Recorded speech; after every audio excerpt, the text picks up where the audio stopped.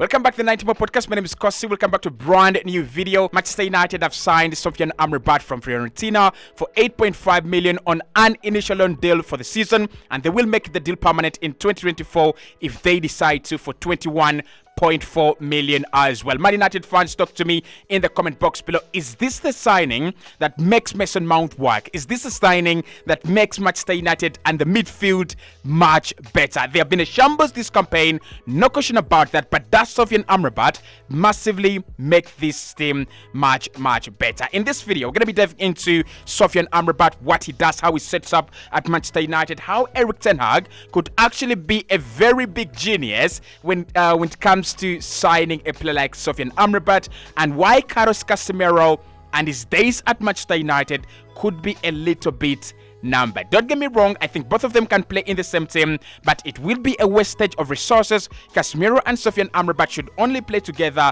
in a special occasion. Apart from that, Sofyan Amrabat or Casemiro, one of them starts and the other drops to the bench. Hit the like button, subscribe to the podcast, as well as we're going to be diving into everything you need to know about Sofyan Amrabat and how Erik ten Hag will set up Man United with him. So what you need to know about Sofyan Amrabat, of course, he comes from Morocco, 27 years of age, he's a defensive midfielder, and is one of those ball-playing midfielders that you want in your side. Now, this season, Erik ten Hag has always wanted a ball-playing midfielder. He looked at Ryan Gravenberch, he looked at Frankie de Jong, and they tried to get a couple of options. They tried to get a couple of players in that position. However, Sofyan Amrabat has been the real success, and for me, he's actually the real deal. So how do Man United set up with Sofyan Amrabat in this new system?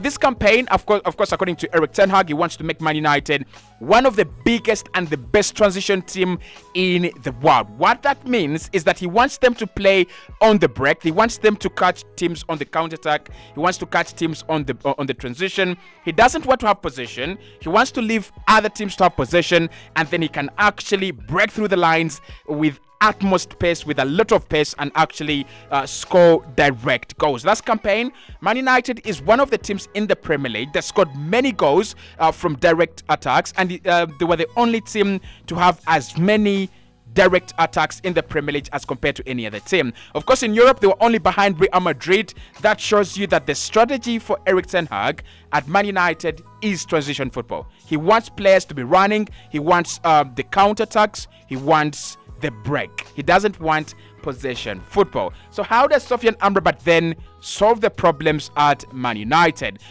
This campaign, especially in the last game, this is how Man United have set up under Erik ten Hag. Andre Onana, the new addition in goal. Luke Shaw's played at left back. Martinez, Varane, and Aaron Van Bissaka in a back four. They played a back three, in a midfield three, of Eriksen, Bruno, and Casemiro. Of course, up top, they've played Martial, but I've gone with Haaland, Anthony on the right, and on the left-hand side is Marcus Rashford. So you could see there is one defensive midfielder here, and that is Carlos Casemiro. You have an attacking midfielder in Bruno Fernandes, and you have that box-to-box number 8 in Christian Eriksen.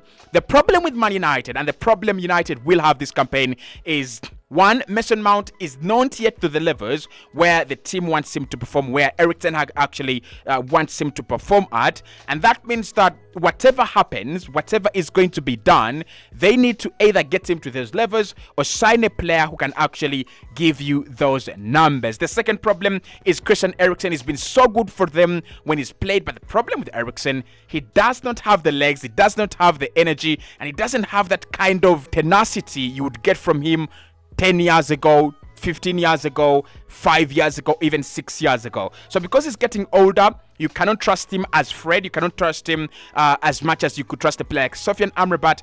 And hence, why this signing actually makes more sense than many people actually anticipated.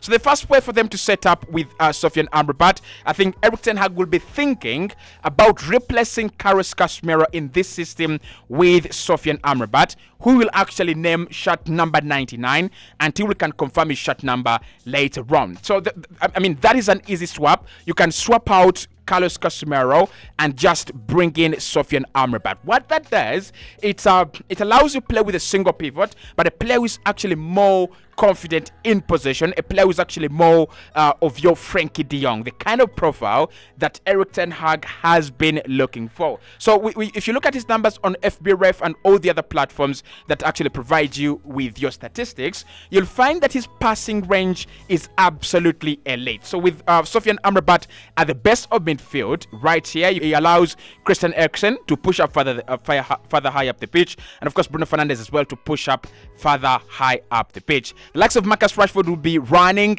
left, and of course Antony will be running on the right.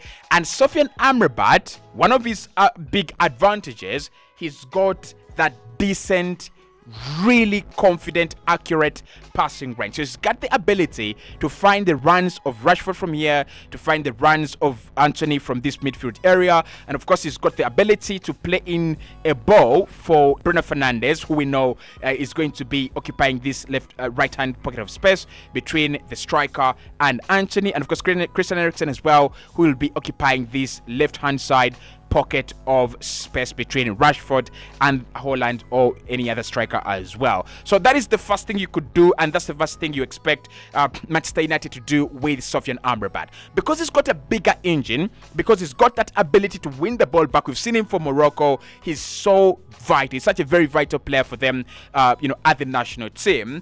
He's got that ability to win the ball back and sit at the best of this midfield and make sure that he can distribute this ball whenever and wherever he wants. But then also it means that Man United can attack with 1, 2, 3, 4, 5 players, and it will be absolutely all right. Alternatively, obviously, you could have Luke Shaw inverting into midfield to form a double pivot with Sofyan Amrabat, which means Lisandro Martinez could shift across, Varane could shift across as well, and Aaron Wan-Bissaka could shift across as well. So can Erik ten Hag and can Man United really sacrifice and get rid of Carlos Casemiro to bring in Sofyan Amrabat? It is something that I think is actually very, very possible, but it might not be the way Erik ten Hag is thinking. However, because you want to play on the transition, because you want to play quick football, you might not want to play with two defensive midfielders unless it is a rare occasion. So what is that rare occasion? What is that time when Carlos Casemiro and Sofyan Amrabat could actually play together? And why would Erik ten Hag even think about that? So just think about this. If you played it against a team like Arsenal, if you played against a team like Manchester City, Liverpool and Brighton, I think those are, and maybe Newcastle, teams that have a midfield that can overrun yours, teams that have a midfield that's going to keep the ball, recycle the ball, create a lot of chances, and just overrun your single midfield pivot. Then the option here is to play two defensive midfielders at the same time. So think about this. Lisandro Martinez comes back at centre-back with Rafael Varane as well, pairing with him. Aaron Wan-Bissaka pushes back to right-back. Luke Shaw drifts into that left-back position. So Sofyan Amrabat, just around here, is joined by Carlos Casemiro. I don't know why I put shirt number 10 on Casemiro. You will bear with me on that. But that double midfield pivot literally means that Christian Eriksen, who doesn't have the legs, who doesn't have the ability to fight for the ball against the likes of Declan Rice, Rodri, Matthias Nunes at Manchester City, Dominic Szoboszlai at Liverpool. You don't want him to be overrun. You don't want him to come into these games and he becomes useless. So instead of playing a useless Christian Eriksen in a midfield battle, you would definitely play a double pivot of Amrabat and Carlos Casemiro. What this gives you is the ability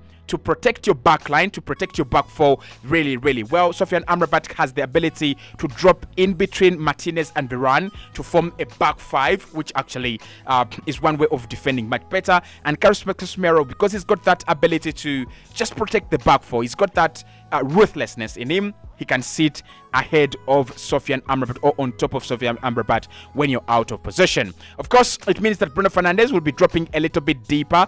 In that case, you'll be playing more like a 4-2-3-1 or a 4-3-3 with Casemiro, Amrabat and my boy Bruno Fernandes, right? So again, what this actually gives you, apart from that defensive ability, and maybe apart from Mason Mount, this would give you an option in Carlos Casemiro. So what we've seen with Casemiro ever since signing for Man United is he's a player that actually gives you a lot of options, especially going forward. He scores goals, he creates chances, and he's got those sneaky runs into the penalty area. I mean, you've got to love it. I love the way Carlos Casemiro is becoming more of a progressive midfielder rather than a traditional defensive midfielder. So if you played with Sofyan Amrabat, you have that guarantee, you have that security that he's gonna sit here and protect your back four. Then Casemiro, as Mason Mount recovers, as Mason Mount comes back in the team slowly but surely, Carlos Casemiro could be playing in this left-hand pocket of space.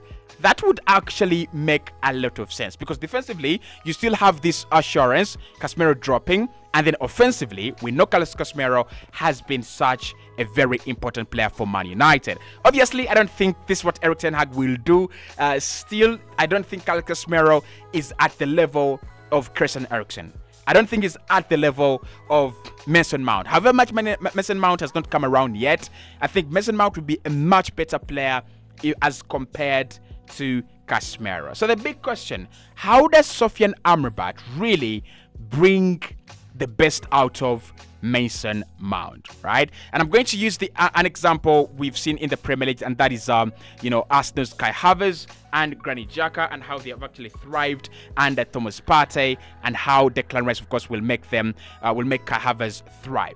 So what you have here is Sofyan Amrabat at the base of the midfield, and that means that Man United can easily play two attacking number 8s ahead of him. So Sofyan Amrabat at the base of the midfield, Mason Mount on the left-hand side of that attacking midfield, and Bruno Fernandes on the right-hand side of that attacking midfield as well. So the problem with Mason Mount, and one thing I've seen with him, is that he presses really well, but he's not a ball-playing midfielder. So he doesn't love to be on the ball, control and dictate the rhythm of the game, control events around him. He doesn't want to do that. What actually Mount wants to do, he wants to be in these areas where he can actually easily run into the penalty area, create a chance, or even score a goal for himself. Of course, he missed the sitter, but the run is indicative of what I'm talking about here. So because Mount doesn't want to be your Amrabat, Casemiro, Frankie de Jong, he doesn't want to be on the ball, he doesn't want to be making short passes, he would rather be making runs rather than passes. So playing Amrabat literally means that you've played a player who can cover this whole area. If we could get a rectangle, exactly. So you've got a player who can cover this whole area until this place. So Mason Mount doesn't have to track back a lot of the time.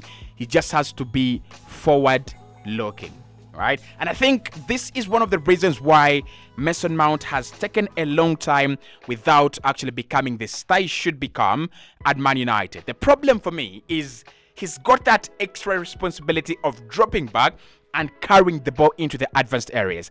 I don't think that is what his game is all about. And because Casemiro has become a little bit isolated and teams are isolating him, so it means Mason Mount and Bruno Fernandes have to drop deep, help out Casemiro, and then progress the ball and go on the other end and create chances.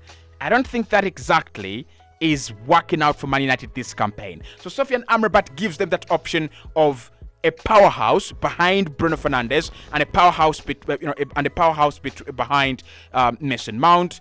Literally, that means just play Amrabat and Mason Mount will be all right. Now, in terms of scoring goals, in terms of creating chances, Mason Mount has got to work on his game. But in terms of having a player behind him, in terms of having that kind of ball facilitator, a player who's going to carry the ball for him, a player who's going to make sure that he's got his back, and Mason Mount will be playing without any kind of caution that he's in advanced areas, and therefore he might actually lose the ball and he might not be safe.